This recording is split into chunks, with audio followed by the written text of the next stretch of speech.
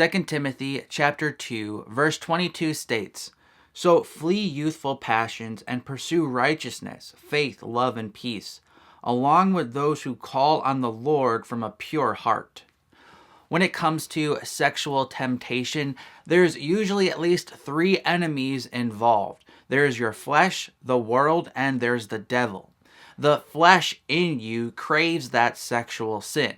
The devil is all too eager to provide temptations to fuel that sexual sin inside of you. And the world provides outlets for that sexual sin and encouragement to progress down darker and darker roads. With that said, it's obvious to sanctify your sexuality, you have to be on guard against these three enemies. Now, when we talk about being on guard against these things, we often think of avoidance, which is a good part of it and a very important part of it. But for example, when it comes to the world, we can't just avoid the world because you were made for community. If all you do is cut yourself off from the temptations in the world and the people from your former way of living, your heart will crave that community and you'll probably just go back to that old group or find a new group that is also living in the world. So rather than just cutting yourself off from worldliness, you also have to find a healthy Christian community that you can fellowship with regularly. This is one of the reasons the church is so important. When I say the church, I'm talking about the people of God. So when you commit sexual sin, more than not, that happens in private. So even if it's premarital sex, that happens in a private environment where people don't know about it. Or if you are struggling with pornography or masturbation, that's something that you do alone and no one knows about it. It's usually in the dark at night or, again, just away from people. So it makes sense that if repentance is turning the opposite direction, that your sin in private needs to be repented of by becoming a person who lives in public more, meaning not just around lots of groups of people, but more so that you're living in the light now. You are more open with your Christian fellowship. Now, I'm certainly not saying that you need to confess your sexual sin to every Christian that you meet, or that your group of friends all need to take turns playing doctor and counselor, and you're always confessing everything to everyone all the time. In a minute, I'll talk about what the real benefit of Christian fellowship is. There may be a friend or two that you can confide in and talk about direct sexual sins. Maybe you can have a mentor or a pastor or even a counselor if needed.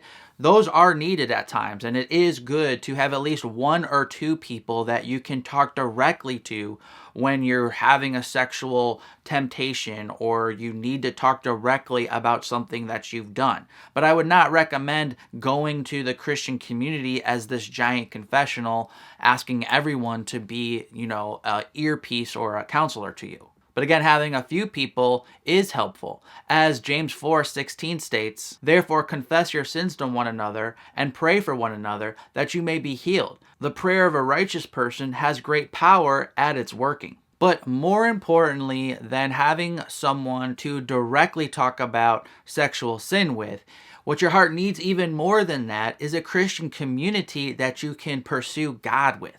You need other like-minded people who love God like you love God and that you enjoy being around, that you love and that you feel loved by. Even if none of these people know directly that you've struggled with sexual temptation in the past or you're dealing with something right now, even if they don't know about that part of you, being around a healthy Christian community is essential to sanctifying your sexuality because it's going to help you continue down the right road and reject the wrong roads. One of my favorite Bible verses on this whole topic of Christian fellowship is 2 Timothy chapter 2, verse 22. But to really appreciate that passage, let's look at the greater context and look at verses 20 through 22 as well. "Now, in a great house there are not only vessels of gold and silver, but also of wood and clay, some for honorable use, some for dishonorable. Therefore, if anyone cleanses himself from what is dishonorable, he will be a vessel for honorable use, set apart as holy, useful to the master of the house, ready for every good work. So flee youthful passions and pursue righteousness, faith, love, and peace, along with those who call on the Lord from a pure heart. Verses 20 through 21 articulate well what our goal is in this 30-day study. We want to cleanse ourselves from dishonorable things so we can be vessels used by God for honorable and holy purposes. But notice again what verse 22 states. So flee youthful passions and pursue righteousness, faith, love, and peace, along with those who call on the Lord from a pure heart. The "so" at the beginning of verse 22 means that if you want what is mentioned in verses 20 through 21, you need to do what is said in verse 22.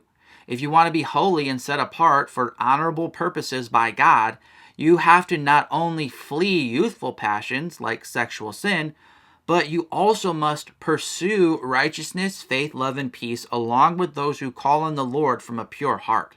It's not enough to resist sin and pursue good things on your own.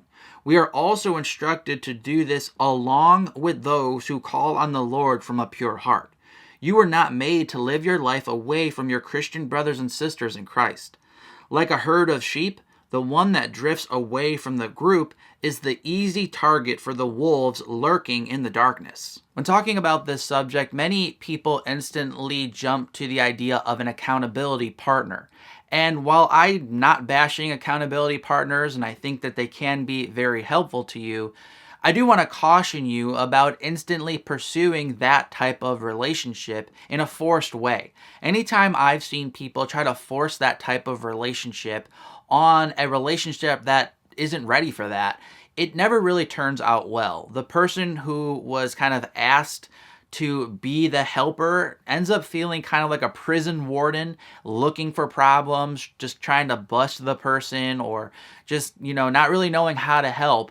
And the other person ends up just feeling like they don't want to be around that person because every time they see them, all they can think about is their sin. And that's all their relationship is built upon, confessing sin. Healthy relationships have an element of confessing sin and being open with each other about your struggles, but that can't be the foundational piece of a relationship. It just doesn't work that way. So rather than just instantly asking someone to be your accountability partner, I would focus more on developing relationships with other Christians who really love God and that you enjoy being around, who enjoy you, and that you can pursue the Lord together with these people. We certainly need friends from both genders, but when it comes to this type of relationship that I'm talking about, it's better to look for a sister in Christ if you're a woman or a brother in Christ if you're a man. The point I'm making here is that when you have real friendships with people and you love each other, you're brothers and sisters in Christ,